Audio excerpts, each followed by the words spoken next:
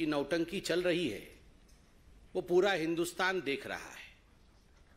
आज फिर से एक बार विधानसभा के पटल का दुरुपयोग करके जिस प्रकार से अरविंद केजरीवाल जी ने वहां कुलछित राजनीति की, अपना प्रचार किया, अपना प्रसार किया, अनर्गल प्रवचन किया और झूठ झूठ और झूठ हम सबके सामने परोसा, वो हम सबने आज देखा है।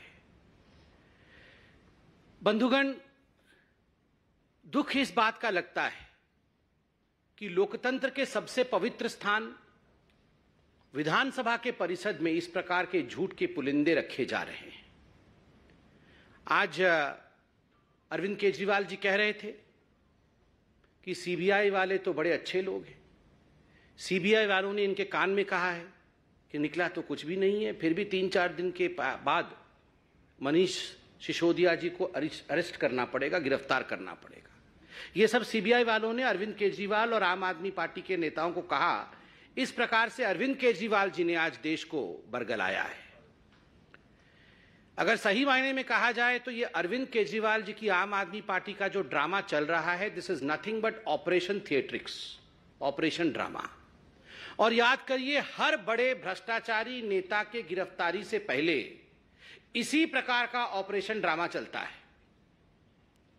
सत्येंद्र जैन जी जब गिरफ्तार होने वाले थे, भ्रष्टाचार में आकंठ डूबे हुए थे सत्येंद्र जैन, ये हर कोई जानता था।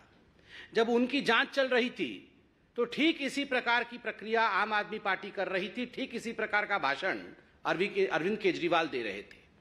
वो कह रहे थे सत्येंद्र जैन तो राजा हरिश्चंद्र है, इनको तो पद्म विभूषण मिलना चाहिए, इनसे ज्यादा कट्टर ईमानदार तो कोई मंत्री है नहीं। ये सीबीआई, ये ईडी, ये तो गलत काम कर रहे हैं। Satyendra Jain is the best minister, this is what Arvind Kejriwal was saying. मगर सत्येंद्र जैन गिरफ्तार हुए और आज 4 महीने हो चुके हैं, 4 months, उनको बेल नहीं मिला है कोर्ट से। क्यों नहीं मिला है? ये जो भाषण अरविंद केजरीवाल जी करते हैं विधानसभा में खड़े होकर, अगर उस भाषण में तथ्य होता तो अभी तक तो सत्येंद्र जैन जी को कितनी बार बेल हो चुका होता। मेरिट्स नहीं है, आर्ग्यूमेंट में मेरिट्स नहीं है और करप्शन किया है, इसीलिए सत्येंद्र जैन जी को बेल नहीं मिल रहा है। उस समय भी अरविंद केजरीवाल जी कह रहे थे सत्येंद्र जैन जी के लॉकर से तो कुछ नहीं मिला, झुनझुना मिला है उनके लॉकर से। लॉकर से तो झुनझुना मिलता है मगर बेल नहीं मिलता है। ये सारी बातें अरविंद केजरीवाल जी जाके कोर्ट में कहें कि हम कितने कट्टर ईमानदार हैं, ये ईडी और सीबीआई वाले नाहक ही रेड कर रहे हैं, उसके बावजूद उन्हें बेल नहीं मिल रहा है। This speaks volumes. ये बहुत कुछ कहता है कि सत्येंद्र जैन को बेल नहीं मिल रहा है। जितेंद्र तोमर इनके कानून के मंत्री थे। आज डिग्री के विषय में किसकी डिग्री फर्जी है, किसकी डिग्री अच्छे हैं, कौन बहुत पढ़े लिखे हैं और कौन अनपढ़ हैं, इसके विषय में अरविंद केजरीवाल जी भाषण कर रहे थे। जब जितेंद्र तोमर जी गिरफ्तार होने वाले थे, उनके डिग्री को लेकर संशय चल रहा था, तो इसी प्रकार से भाषण सदन में खड़े होकर अरविंद केजरीवाल जी ने कहा था कि पूरे विश्व में सबसे अधिक कोई पढ़ा लिखा है तो वो जितेंद्र तोमर है। ये तो भाजपा वाले जितेंद्र तोमर को और उसकी डिग्री को लेकर अनर्गल बातें कर रहे हैं और जितेंद्र तोमर को फंसाने की कोशिश कर रहे हैं। हम तो ऐसे हैं जी, हम तो वैसे हैं जी। उसके बाद जितेंद्र तोमर की गिरफ्तारी हो गई, उनकी डिग्री फर्जी पाई गई। बिहार में भी जाकर पुलिस ने जांच पड़ताल किया, degree was fake. Jitendra Tomar दोबारा मंत्री नहीं बने, मंत्रिमंडल से निकाल दिए गए। संदीप कुमार इनका एक और मंत्री था। वो किस प्रकार से आज अरविंद केजरीवाल नारी सम्मान के विषय में प्रवचन कर रहे थे और ये संदीप कुमार राशन मंत्री किस प्रकार से नारी सम्मान करते हुए रंगे हाथ पकड़े गए थे, ये हम सब ने वीडियो और स्टिंग ऑपरेशन के माध्यम से देखे थे। उस समय भी इसी प्रकार का भाषण इनके नेता कर रहे थे और आज संदीप कुमार जी को बर्खास्त किया गया है क्योंकि जो आरोप हमने लगाए थे उसमें मेरिट्स थे, उसमें दम था, और जो बचाव अरविंद केजरीवाल जी और आम आदमी पार्टी कर रही थी उसमें कोई दम नहीं था। असीम अहमद खान इनके एक और मंत्री थे, वह भी बर्खास्त हुए, भ्रष्टाचार के आरोप में बर्खास्त हुए। वो रंगे हाथ भ्रष्टाचार करते हुए पकड़े गए थे। पंजाब में सरकार बने हुए 10 दिन नहीं हुए थे, 10 दिन के अंदर इनको अपने स्वास्थ्य मंत्री को बर्खास्त करना पड़ा। अरविंद केजरीवाल जी आज क्या कह रहे थे? वो कह रहे थे कि 3000-4000 वर्ष का मानव इतिहास है, 3000-4000 वर्ष के पूरे विश्व के मानव इतिहास में सबसे ज्यादा प्रताड़ना आम आदमी पार्टी पे हुई है। अरविंद जी गलत। 3000-4000 वर्ष की ये जो मानव इतिहास है, उस मानव इतिहास में सबसे बड़ी यूटर्न पलटू पार्टी कोई है तो ये अरविंद केजरीवाल जी आपकी पार्टी है। कट्टर ईमानदार पार्टी बनेंगे ये कह के निकलने वाले चंद हफ्तों के अंदर किस प्रकार से कट्टर भ्रष्टाचारी बन गए, इसका अगर जीता जागता उदाहरण पूरे विश्व के 3-4 हजार वर्षों के मानव इतिहास में देखना है तो वो अरविंद केजरीवाल जी की आम आदमी पार्टी है। और तो और आप हमारी बातों पे विश्वास मत करिए। जिनके उंगली पकड़ करके अरविंद केजरीवाल जी बड़े हुए थे, वैसे अन्ना हजारे जी ने चिट्ठी लिखा और अरविंद केजरीवाल जी के नियत पर, उनके इंटेंशंस पर सवाल खड़े किए हैं अन्ना हजारे ने। अरविंद जी आपने बहुत लंबा भाषण दिया, जनता भी हर दिन देख रही है। पीसी, काउंटर पीसी, प्रेस वार्ता, काउंटर प्रेस वार्ता, हम बहुत कुछ बोलते हैं, आप बहुत कुछ बोलते हैं, मगर जो हम प्रश्न पूछ रहे हैं उसका उत्तर आप नहीं देते हैं। अरविंद जी डे 1 से जो हमारे प्रश्न थे आज भी वही प्रश्न है। प्रश्न दिल्ली के आबकारी नीति को लेकर, प्रश्न दिल्ली के शराब नीति को लेकर थे। क्या प्रश्न थे अरविंद जी? प्रश्न नंबर 1 जो भारतीय जनता पार्टी पहले दिन से पूछ रही है कि क्या यह सत्य नहीं है कि रवि धवन जो उस समय एक्साइज कमिश्नर थे, उनके तत्वावधान में एक कमेटी गठित हुई। उस कमेटी ने कहा कि आबकारी नीति में, एक्साइज पॉलिसी में होलसेल का काम सरकार के पास होना चाहिए और रिटेल का काम लॉटरी के माध्यम से इंडिविजुअल को देना चाहिए और कंपनी को नहीं देना चाहिए। मगर अरविंद केजरीवाल जी, क्या कारण था कि मनीष सिसोदिया ने इस रिकमेंडेशन को नहीं माना और होलसेल का काम अपने यारों को, अपने मित्रों को दिया? और क्या कारण था कि रिटेल का काम बड़ी बड़ी कंपनियों को दिया ताकि कार्टेल बन सके? हम तो स्पष्ट रूप से कहते हैं, सीना ठोक के कहते हैं, मोटा माल मिला, रिश्वत खाया और इस कारण से अपने मित्रों को फायदा पहुंचाया। उत्तर दे दीजिए आप। दूसरा बड़ा स्पष्ट प्रश्न है, क्या यह एक्साइज पॉलिसी में कानून नहीं है कि जो मैन्युफैक्चरर होगा, जो उत्पादक होगा, उसको रिटेल के बिजनेस में जाना ही नहीं है, उसको रिटेल का ठेका आप नहीं दे सकते हैं, मगर इसके बावजूद आपने ठेकेदारों को चुना गलत तरीके से और जो मैन्युफैक्चरर्स थे उनसे मोटा कमीशन खाके आपने उनको रिटेलर भी बनाया, अर्थात उनको रिटेल का काम भी दिया। और तो और मैं 2 चिट्ठियां आज दिखाता हूं।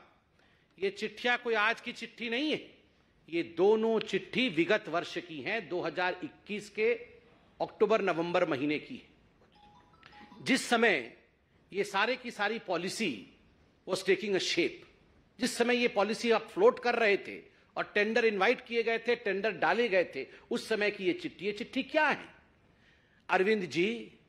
ये चिट्ठी कंप्लेंट्स है। किसके कंप्लेंट है? लोगों ने कंप्लेंट किया, एक्साइज विभाग को कंप्लेंट किया कि फलानी फलानी कंपनी ब्लैक लिस्टेड है, इनको ठेका नहीं मिलना चाहिए। नाम लिखा गया है। यह चिट्ठी 25/10/2021 की है और इसमें स्पष्ट रूप से Indo spirit beverage private limited का नाम है और उनका जो रिटेल बॉडी है MS खाओ गली रेस्टोरेंट प्राइवेट लिमिटेड का नाम है। चिट्ठी बड़ी है, आपके लिए मैं पब्लिक डोमेन में इसे डाल दूंगा, आप अध्ययन कर लीजिएगा अरविंद जी। मगर मोटा मोटी इस चिट्ठी में एक्साइज विभाग ने उत्तर मांगा है कि ये बेनियम काम आपकी सरकार क्यों कर रही है, इस बेनियम काम को बंद करना चाहिए। आप इन ब्लैकलिस्टेड कंपनी को ठेका कैसे दे रहे हैं? इसमें भी एक एनरिच कंपनी नामक कंपनी, उसमें भी बड़े स्पष्ट रूप से लिखा गया है कि किस प्रकार से आप बेनियम भाव से, बेनियम रूप से नियमों को ताक में रख के आप उन कंपनियों को ठेका दे रहे हैं जिन कंपनियों को देना नहीं चाहिए। मगर इसके बावजूद केजरीवाल जी, मनीष सिसोदिया जी, हम जानना चाहते हैं आपने नियमों का उल्लंघन क्यों किया, कैसे किया। तीसरा प्रश्न मैं पूछना चाहता हूं, और आज तो दूध का दूध और पानी का पानी होके ही रहेगा।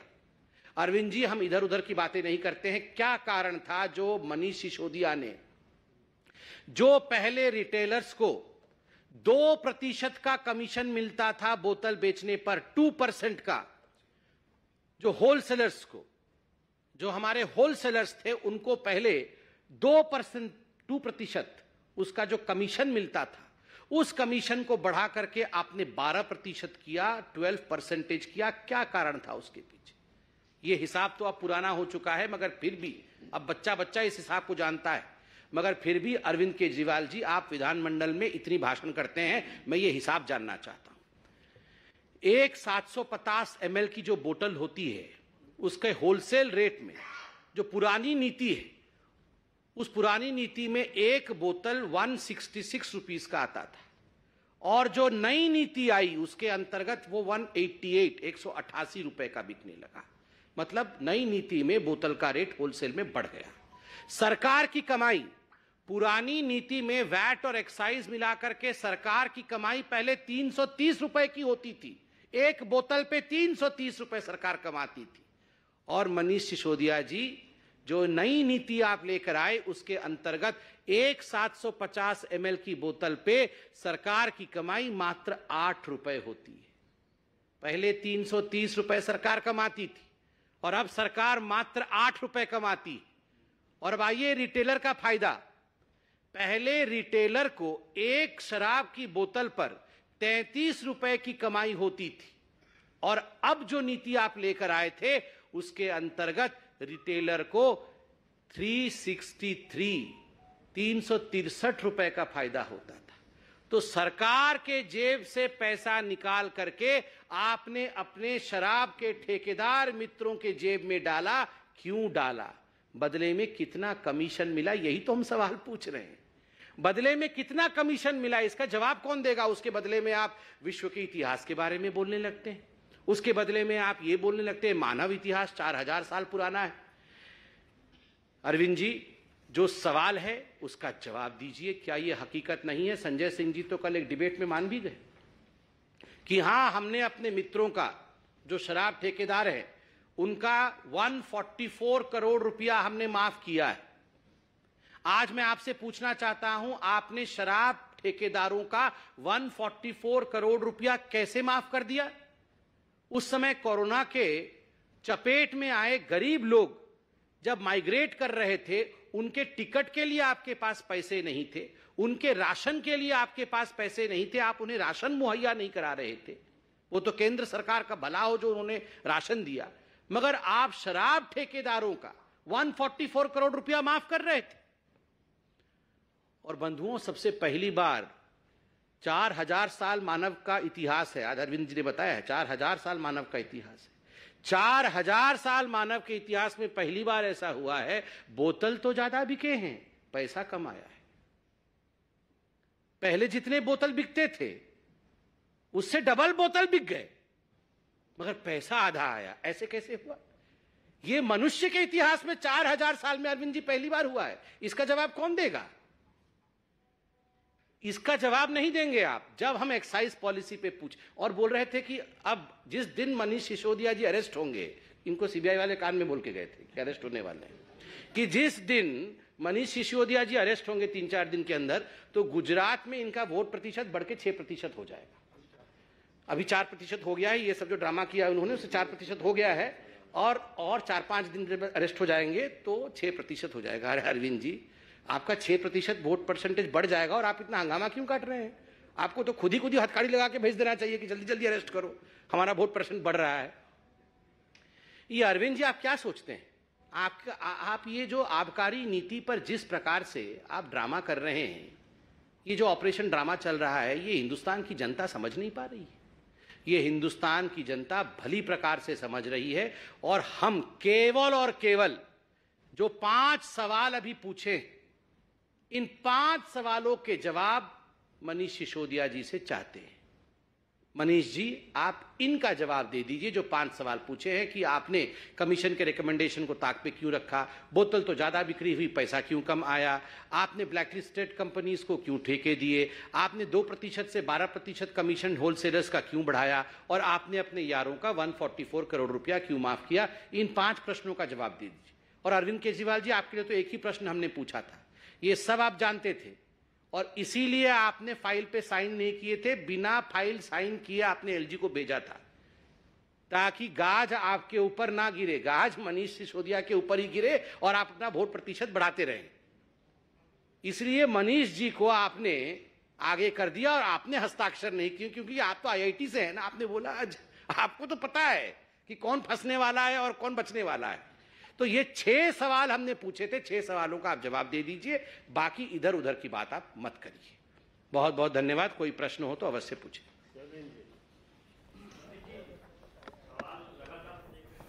तो संबित पात्रा को आप सुन रहे थे। 5 तीखे सवाल सीधे तौर पर अरविंद केजरीवाल से पूछते हुए नजर आ रहे हैं। उनका कहना है कि केवल झूठ और झूठ फैलाते हुए अरविंद केजरीवाल नजर आ रहे हैं। अरविंद केजरीवाल जब हर एक भ्रष्टाचार की गिरफ्तारी से पहले यही कहते हैं कि उनके नेता, उनके प्रवक्ता पूरे ईमानदार हैं, कट्टर ईमानदार हैं, लेकिन जब उन्हें गिरफ्तार कर लिया जाता है तो फिर बेल क्यों नहीं मिलती है। और यही केस सत्येंद्र जैन का जब सामने आया है, पहले कट्टर ईमानदार बता रहे थे, लेकिन उन्हें भी 4 महीने में बेल नहीं मिला है।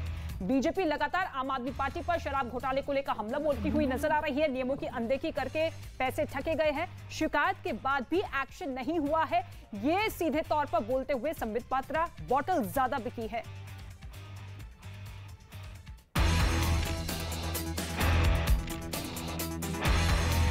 फैमिली का बयान ले लिया।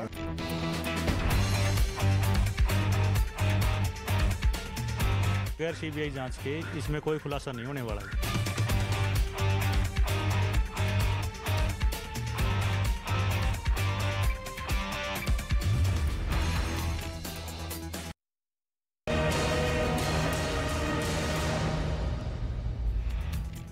सोनाली का परिवार शुरू से ही सुधीर सांगवान पर हत्या का आरोप लगा रहा है। अब इस मामले में नया पर्दाफाश हुआ कि सोनाली की हत्या प्रॉपर्टी की वजह से की गई। सोनाली फोगाट के परिवार ने अब सुधीर सांगवान पर करोड़ों की संपत्ति हड़पने की साजिश का आरोप लगाया है। परिवार अब इस मामले में सीबीआई जांच की मांग करेगा।